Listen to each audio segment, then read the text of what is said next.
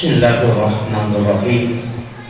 Assalamualaikum warahmatullahi wabarakatuh. Alhamdulillahirabbil alamin, wassalatu wassalamu ala asyrafil anbiya'i wal mursalin sayyidina wa maulana wa habibina wa syafi'ina wa ala alihi wa ashabihi wa sahabatihi ajma'in. Allahumma salli ala sayyidina Muhammadin tibbil qulubi wa dawaiha wa afiyatil abdani wa shifaiha wa nuril absari wa liyaiha wa ala alihi wa sahbihi wa sallim. Jamaah salat Isya yang insyaallah dirahmati dan dimuliakan oleh Allah Subhanahu wa taala. Pada malam hari ini sedikit saya ingin menjelaskan tentang masalah di seputar salat sunnah witir. Karena dari semua sholat sunnah yang diperintahkan oleh Allah melalui baginda Rasulullah SAW memiliki semua fadilah dan keistimewaan. Tapi ketika di ranking, satu-satunya sholat sunnah yang Allah jamin bahwa siapa yang mengerjakan sholat sunnah witir maka pasti dia adalah kekasihku, kata Allah. Jadi dari situlah sehingga Rasulullah menyampaikan ada dua hadis penekanan itu. Yang pertama, siapa yang tidak berwitir kata Nabi maka bukan golongan kami. Di hadis yang kedua Nabi tekankan juga ketika dia berwasiat kepada Abu Hurairah, janganlah engkau tidak berwitir walau rakaatan, kata Nabi. Wahai Abu Hurairah, janganlah engkau tidak berwitir walaupun hanya satu rakaat. Itu saking pentingnya witir ini. Kenapa? Karena orang yang melaksanakan sholat sunnah witir itu dijamin adalah kekasih Allah. Makanya para ulama mengatakan kalau mau menjadi waliullah cukup kerjakan witir. Karena kekasih Allah sebenarnya itu waliullah itu kan kekasih Allah. Dan Allah janji bahwa siapa yang mengerjakan witir maka dia adalah kekasihku. Nah, dari situlah kenapa Rasulullah sama menganjurkan kita untuk melaksanakan sholat sunnah witir. Sholat ini jumlah rakaatnya itu sebenarnya yang masyhur kita sering pakai 3 yang masyhur. Padahal sebenarnya itu bukan 3 yang masyhur. Cuma belakangan ini yang masyhur itu yang 3. Masyhur itu adalah 11 rakaat. Jadi witir itu yang di zaman Nabi, zaman sahabat itu 11 rakaat. Tapi sekarang yang kerjakan 11 rakaat mungkin sudah tidak ada. yang 11 rakaat ya dengan salat malamnya kan. Ya, Nabi itu kerjakan 9 rakaat witir itu bersambung tanpa tahiyat, itu sampai 8. Jadi dia kerjakan 8, nah nanti setelah itu tahiyat, setelah itu kemudian ambil 3. Jadi itu yang masyhur. Dan ulama kalau di dalam tarekat itu dikatakan jalan pintas mimpi ketemu Rasulullah itu witir 9 rakaat. Jadi itu kalau di tarekat. Tapi yang masyhur kita lakukan 3. Nah, 3 ini itu pun 3 versi, ya kan? Ada yang kerjakan 2 rakaat kemudian salam, kemudian berdiri ambil 1 rakaat. Ini yang masyhur. Karena Imam Syafi'i memang menggunakan pendapat ini. Dan bahkan Imam Malik itu juga menganjurkan menggunakan pendapat ini. Untuk 2 rakaat 1 salam. Tapi yang 2 rakaat ini tidak diniatkan witir. Yang 2 rakaat itu tidak diniatkan witir. Karena kalau kita mengatakan usolli sunnatal witir rakaat ini, itu kan tidak benar. Saya sengaja sholat ganjil 2 rakaat, kan jadi masalah kan? Malaikat juga kan ikut pusing. Oh ini orang sholat ganjil tapi 2, itu genap kalau 2.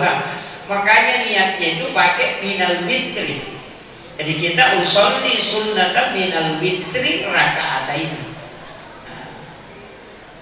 Jadi jangan katakan usolli sunnatal witir baru pakai rakaat ini, oh itu jadi masalah. niatnya 2 rakaat ganjil tapi pelaksananya 2 rakaat. Jadi itu dipakai minal witri. Ada juga di riwayat yang lain itu menyebutkan soful witir.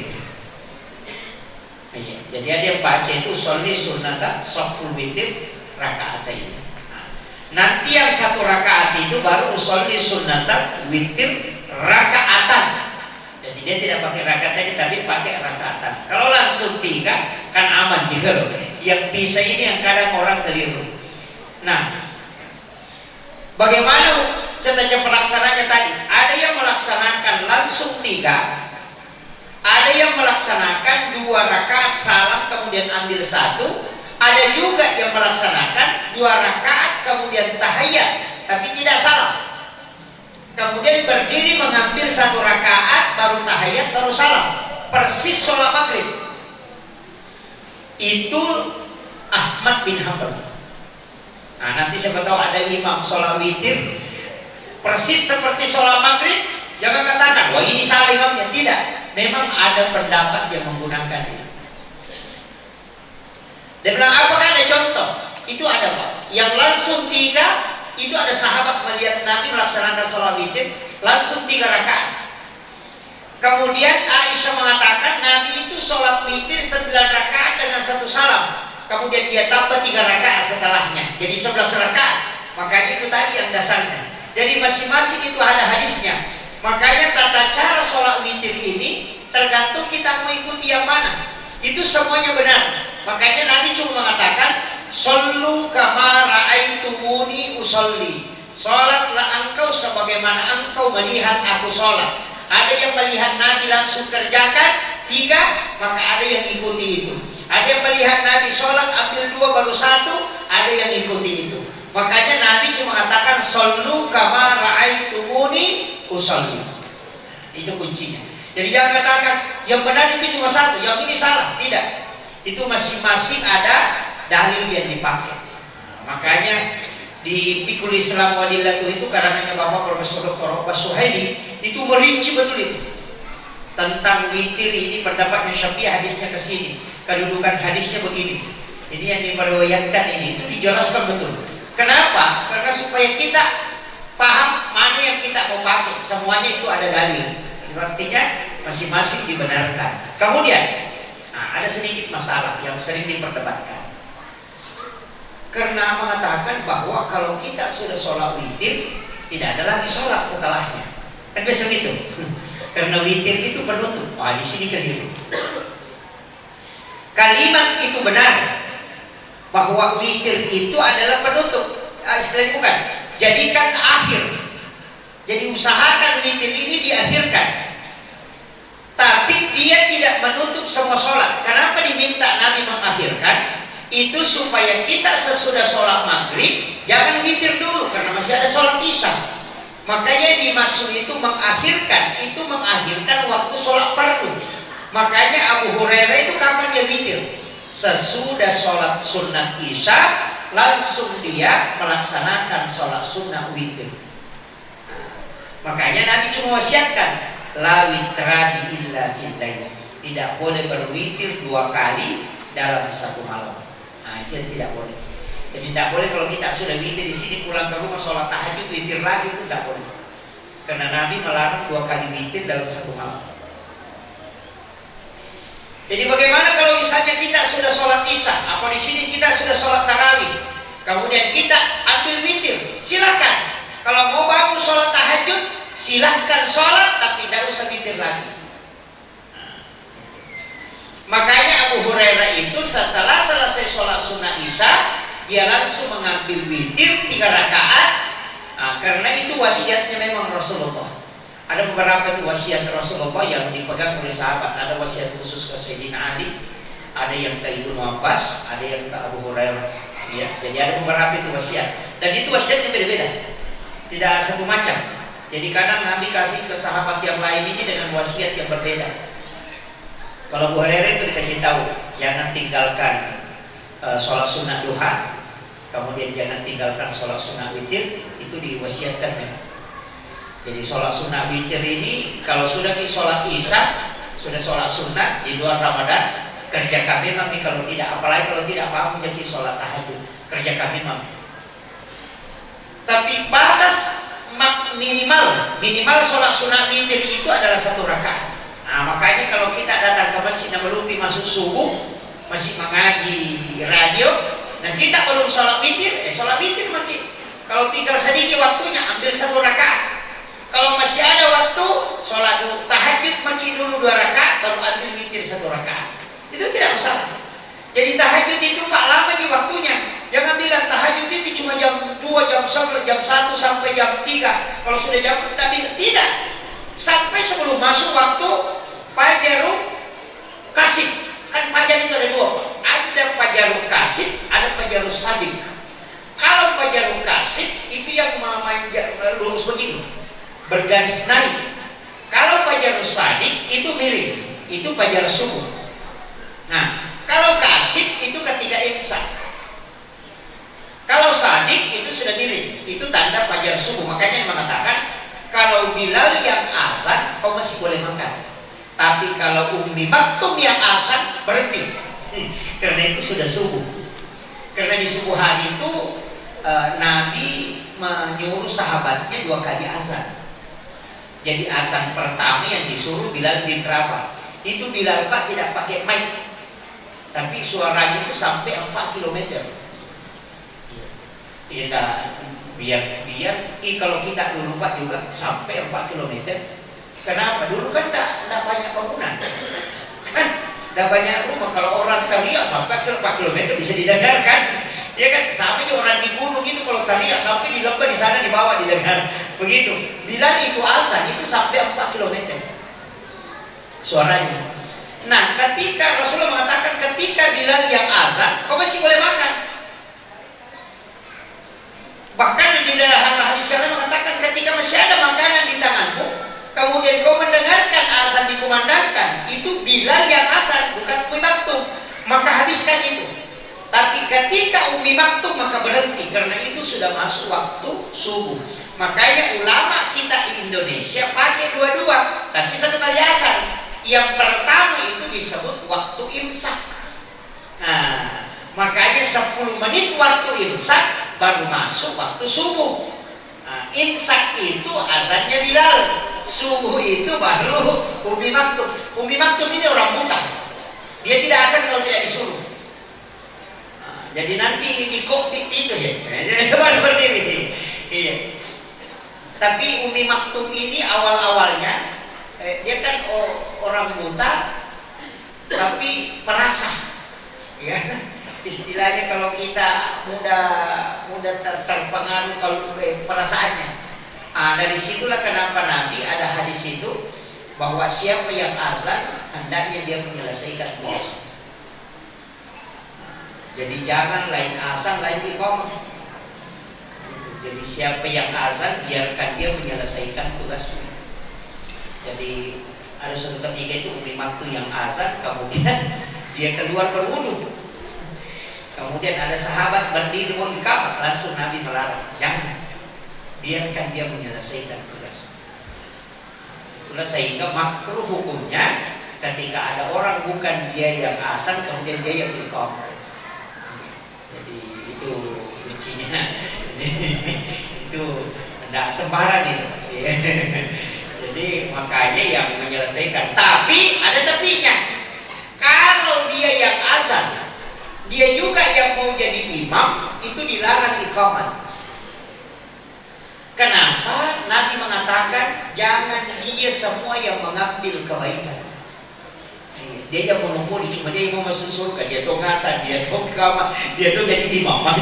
Jadi kalau dia yang azan kemudian dia mau jadi imam, kasih orang lain yang iqamah. Jadi itu barunya ya aturannya dalam ini. Azan juga itu Pak agak berat. Ya, makanya kalau dalam fikih Syafi'i, kalau tukang azan itu digaji tidak boleh terlambat, itu berdosa. Kalau imam itu tidak berdosa kalau terlambat. Kalau muazzin itu berdosa. Bahkan ada ulama mengatakan haram hukumnya itu. Karena azan itu ditunggu, kalau imam tidak. Semua orang menunggu itu, baik di rumahnya maupun di apa itu menunggu itu. Makanya dia tidak boleh terlambat. Itu bahayanya tukang azan, Pak. Ini makanya tukang azan ini harus diwanti-wanti kalau malas-malas itu fatal itu ya. Makanya hati-hati. Jadi itu tukang azan itu berat. Tapi orang yang dijamin sebelum imam itu muazzin. Yang dijamin, Pak. Man a'zana hamsa shalawatin summa mata pada halal jannah, kata Nabi. Kemudian di riwayat lain mengatakan man a'zana hamsa sana summa mata wajib alaikumul jannah. Itu dua hadisnya. Siapa yang azan 5 waktu, dia azan subuh, azan zuhur, azan asar, maghrib, isya, kemudian dia meninggal pada hari itu, apa kata Nabi? Maka dia masuk surga. Ini muazzin. Yang kedua, siapa yang azan 5 tahun? Oh ini 5 tahun tidak ada yang ganti-ganti. Azan 5 tahun. Apa kata Nabi? Wajib alaikumul jannah. Wajib dia masuk surga. Jadi tidak ada itu bilang siapa imam 5 tahun wajib masuk surga. Tidak. Yang ada itu muazzin. Nah, makanya kalau boleh memilih, Pak, lebih baik jadi muazzin daripada jadi imam. Kalau salah-salah juga, kalau muazzin tidak marah-marah jamaah, paling kan bilang, iyalah salah. Gitu. Kalau imam itu kadang bebannya berat. Makanya muazzin itu, Pak, saya pernah tanya guru tadi, kenapa Pak Kiai ini muazzin lebih besar janji pahalanya dibanding imam? Apa jawabannya? Sederhana, memang lebih tinggi itu muazzin daripada imam. Kenapa? Karena dia punya waktu begini. Muazzin itu dia datang ke masjid sebelum waktu. Iya, tidak ada muazzin itu yang terlambat. Ada tukang azan sudah biasa orang baru datang. Tidak ada itu. Kalau imam kan biasa sudah biasa orang baru datang. Maka mau pikamat orang kemudian dia datang. Makanya muazzin itu dia menunggu waktu sholat. Sebelum masuk waktu dia sudah ada di dalam masjid. Kemudian yang kedua, sholat sunat itu lengkap. Lengkap. Jadi kadang dia sholat sunat dulu, kemudian azan, setelah azan kemudian dia sholat sunat lagi. Kalau imam kan kadang tidak sempat lagi kan. Nah, itu. Makanya muazzin itu lebih tinggi itu kedudukannya. Dan nanti dari kemudian kata Nabi, orang yang panjang lehernya itu ketahuan. Tukang azan itu kelihatan panjang lehernya. Jadi nanti itu kalau jalan bisa ditahu itu tukang azan itu lehernya panjang. Itu keistimewaan yang diberikan oleh Allah kepada tukang azan. Makanya bisa Pak, tukang azan itu jangan satu, ya. Bisa 3 orang, 4 orang. Supaya apa? Supaya banyak yang masuk surga. Sama sebenarnya pengurus masjid itu. Pengurus masjid di dekat rumah saya itu, Pak, lebih 100. Mungkin satu-satunya pengurus masjid di kabupaten sini yang paling banyak. Saya bilang, kasih masuk saja semua, biar tidak sholat. Pokoknya kalau ada pemain judi di situ, kasih masuk namanya. Kenapa? Dan tidak digaji. Kan yang dibuatkan SK tidak digaji. Dan rata-rata, Pak, biasa itu yang orang-orang begitu, yang tidak sholat itu, justru banyak anggotanya. Kalau mau kerja bakti orang tinggal dihubungi. Pak, ini kita mau kerja bakti, dia bilang, tunggu nih, ada anggota desa itu, satu mobil datang. Kalau SAG tidak mau kerja, itu jadi masalah kan? Ya kan? Jadi saya itu kadang-kala, Pak, kalau masjid itu kasih masuk semua, jangan bilang nanti ini masuk. Enggak, jangan semua sarjana dikasih masuk, susah itu. Kasih masuk insinyur, kasih masuk dokternya, kasih masuk pokoknya, kasih masuk semua. Supaya kalau mau menggambar masjid ada insinyurnya. Kalau ada jamaah sakit, tanya dokternya, kan begitu. Mestinya kan mesti begitu, sebagai tempat solusi permasalahan umat. Iya. Cuma kadang-kadang juga dokternya malas ke masjid. Mestinya di masjid itu ada klinik kesehatan, ya. Jadi mestinya kan begitu. Jadi jangan masjid ini hanya dijadikan sebagai tempat sholat saja, mesti difungsikan banyak fungsinya. Itu kan kayak masjid Joko Karyan itu luar biasa cara pengaplikasiannya. Mestinya di masjid itu ada klinik kesehatan, ada klinik ini, penting itu. Kenapa? Supaya jamaah bisa memeriksa, oh ternyata ini dokter itu mestinya kan mengabdi semua. Yang insinyur ya gunakan ilmu di sini untuk masjid bagaimana, itu penting. Kemudian, nah ini, wah sudah masuk ini. Ada sedikit ketika kita misalnya sholat tarawih begini, sholat tarawih, kita kan tidak kasih kesempatan witir ya 8 rakaat kan? Nah, kita tidak kasih kesempatan. Bapak yang mau sholat witir itu boleh ikut ke imam, boleh bermakmum ke imam, tapi niatnya witir. Cuma kita dapat pahala makmumnya. Makanya niatkan witir yang 2 rakaat, ikuti sholat tahmidnya imam. Nanti setelah salam, imam salam, baru kita ikut salam, baru kita berdiri ambil 1 rakaat, baru lulus. Itu boleh. Sama aja dengan begini. Kita singgah di satu masjid, nah kita mau jamak sholat. Kan jamak sholat dulu, sholat asar. Kita boleh ikut di imam yang mukim itu, tapi kita mesti lakukan 4 rakaat dulu. Itu yang pendapat yang masyhur, 4 rakaat ikuti yang mukim. Nanti setelah itu baru kita kasar sholat, itu boleh. Boleh juga langsung dijamak tanpa dikasar, 4 langsung, 4. Boleh juga kita kasar, ikuti imam. Lakukan 2 rakaat baru kita salam, imamnya tahiyat awal, kita salam. Baru kita berdiri, ambil lagi 2 rakaat, sholat asarnya, jadi mengikuti imamnya untuk mengambil jamaahnya, tapi sholatnya berbeda. Itu boleh. Itu ya. Makanya di fikih itu sangat luas itu. Dan bilang kaidahnya dari mana? Itu kaidah bahwa sholat berjamaah kita boleh mengikuti imam walaupun beda sholat. Cuma yang tidak boleh itu ketika misalnya begini, kita yang imamnya ini yang sholat sunat, baru kita sholat fardu. Wah, itu yang tidak diadukan. Kalau imamnya sholat fardu kita ikut sholat sunnah, ada membolehkan. Tapi kalau imamnya sholat fardu, sholat sunnah, kemudian kita sholat fardu, itu tidak boleh. Tapi ada juga membolehkan, seperti Profesor Dr. Sin Sukarnadi itu membolehkan. Tapi tidak semua ulama, jumhur ulama itu tidak membolehkan. Jadi kalau sunnah dengan sunnah ikut saja. Kayak nanti itu kan, kita selesai 8 rakaat. Kalau kita mau witir, ambil aja berjamaah, ambil 2 rakaat, niatkan minal witri, rakaat ini. Baru selesai salam, kita berdiri diambil 1 rakaat, baru salam, baru pulang, selesai. Jadi kita dapat jamaahnya 2 rakaat itu. Akhirul kalam, Allahumma biqil aqwam. Assalamualaikum warahmatullahi wabarakatuh.